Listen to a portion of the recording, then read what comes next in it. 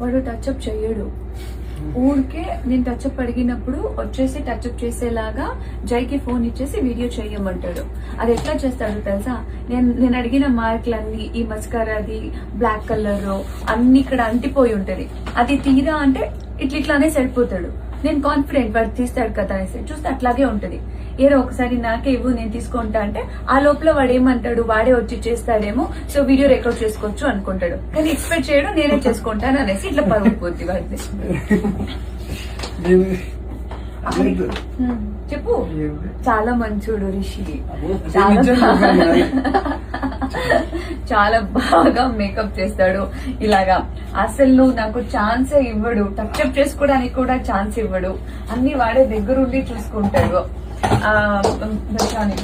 నేను ఏమైనా అడిగితే నేను అడగక ముందే అన్ని తీసుకొని వచ్చేస్తాను.